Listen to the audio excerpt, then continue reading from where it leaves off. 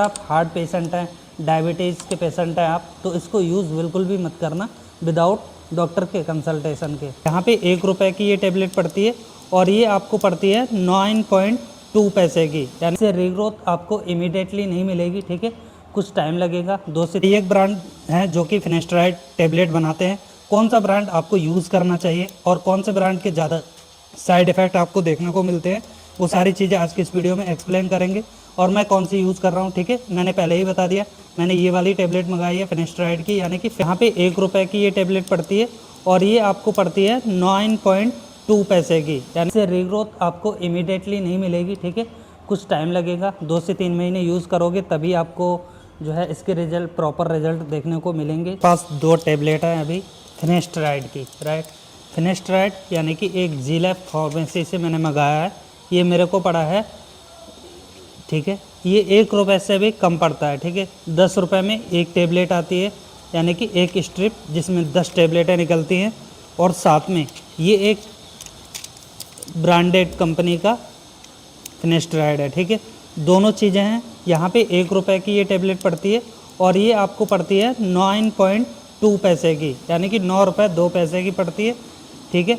तो ये बनाती है सिप्ला कंपनी। सिप्ला कंपनी बनाती है जो कि 9 रुपये 2 रुपये पैसे पड़ती है। अब इसमें कई एक ब्रांड हैं जो कि फिनेस्ट्राइड टेबलेट बनाते हैं। कौन सा ब्रांड आपको यूज़ करना चाहिए और कौन से ब्रांड के ज़्यादा साइड इफ़ेक्ट आपको देखने को मिलते हैं, वो सारी चीज़ें आज की इस वीडियो में एक्सप्लेन करेंगे।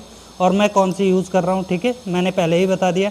मैंने ये वाली टेबलेट मंगाई है फिनेस्ट्राइड की, यानी कि फिनॉक्स, इसको बोलते हैं फिनेस्टॉक्स, जो कि जीलैब कंपनी बना रही है, ठीक है, ये आप देख सकते हो, ठीक है।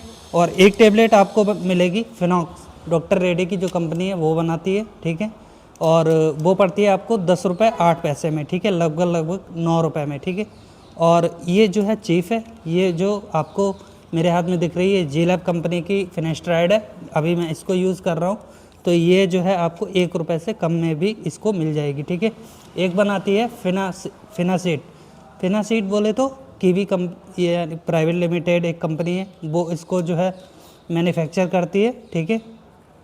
तो वो पड़ती है आपको 4 रुपये 81 पैसे में लगभग। तो किन लोगों को यूज़ करना चाहिए और किन लोगों को यूज़ नहीं करना चाहिए। अगर आप इसको फिनेस्ट्राइड लेते हो तो आपकी हेयर की रीग्रोथ कैसे होगी, कितने दिनों में आपकी हेयर रीग्रोथ देखने को मिलेगी, क्या क्या साइड इफ़ेक्ट होंगे, और किन लोगों को यूज़ बिल्कुल भी इसे नहीं करना चाहिए, तो आज की इस वीडियो में बस यही बात करने वाले हैं।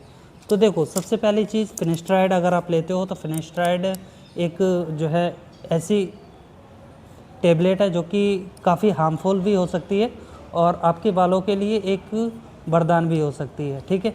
तो अगर आप इसको लेते हो तो इसकी साइड इफ़ेक्ट, कॉमन जो साइड इफ़ेक्ट होते हैं वो इरेक्टाइल डिस्फंक्शन से जो है सेक्सुअल डिज़ायर, जैसे कि आपकी नींद में प्रॉब्लम अगर ज़्यादा होती है, अगर आप प्रॉपर तरीके से इसको स्लीप नहीं लेते हो या फिर आप नाइट के टाइम में इस टेबलेट को लेते हो, तो ज़्यादा साइड इफ़ेक्ट देखने को मिल सकते हैं, जैसे कि आपकी लिबिडो में कमी, जैसे कि आपकी सेक्सुअल डिज़ायर में कमी आ सकती है कि आपकी मन नहीं हो रहा है सेक्सुअल डिज़ायर में, या फिर इरेक्टाइल डिस्फंक्शन हो सकती है, जैसे कि आपका पेनिस प्रॉपर तरीके से खड़ा नहीं हो पाता है या फिर मतलब खड़ा होकर के जल्दी डिस्चार्ज हो जाता है। ऐसी प्रॉब्लम्स कॉमन है, ये होती है।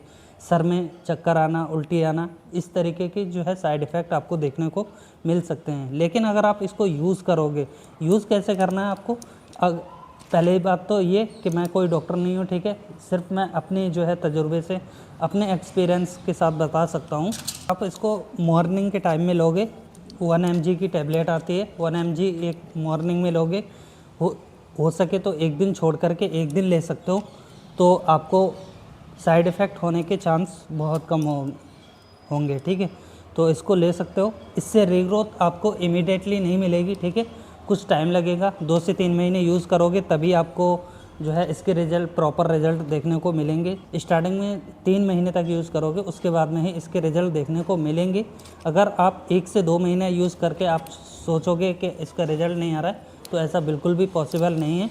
अगर आपके साथ कोई भी साइड इफ़ेक्ट आपको देखने को मिलते हैं तो तुरंत अपने डॉक्टर से सलाह करना और उसके बाद में ही इसको आप यूज़ करना, अदरवाइज़ इसको यूज़ मत करना, क्योंकि इसके साइड इफ़ेक्ट ज़्यादा गंभीर रूप से हो सकते हैं। अब करें इसके इफ़ेक्टिवनेस और प्राइस डिफरेंसेस के बारे में।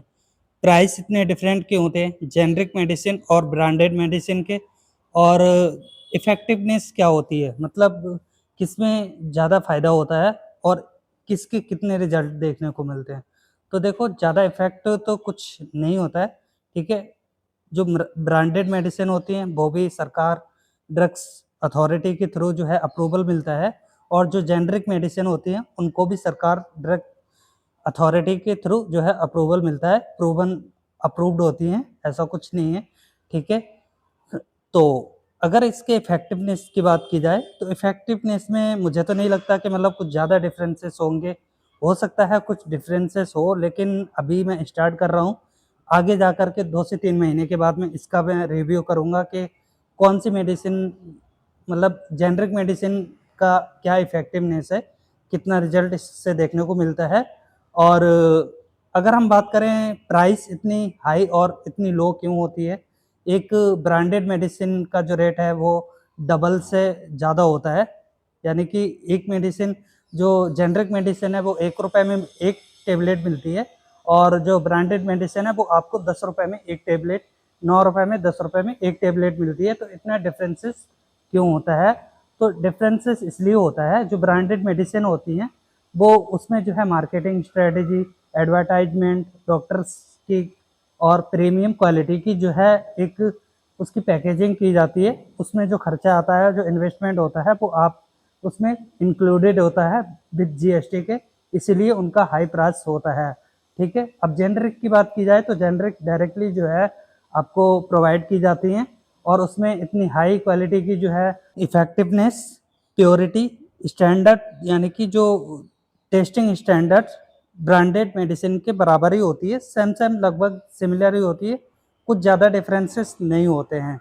इसकी जो मार्केटिंग स्ट्रैटेजी है, जिस जिस जैसे कि मतलब इसको प्रमोट किया जाता है एडवर्टाइजमेंट के थ्रू या फिर कैंपेन चला करके, उसका जो खर्चा होता है, उसका जो इन्वेस्टमेंट होता है विथ उसमें ही इंक्लूडेड होता है, दवाई के साथ उसको जोड़ दिया जाता है। इससे क्या होता है, ब्रांडेड जो मेडिसिन है उसका खर्चा जो इसको उसका जो प्राइस है वो हाई हो जाता है, ठीक है? तो यही रीज़न है कि ब्रांडेड मेडिसिन का रेट ये इतना ज़्यादा होता है।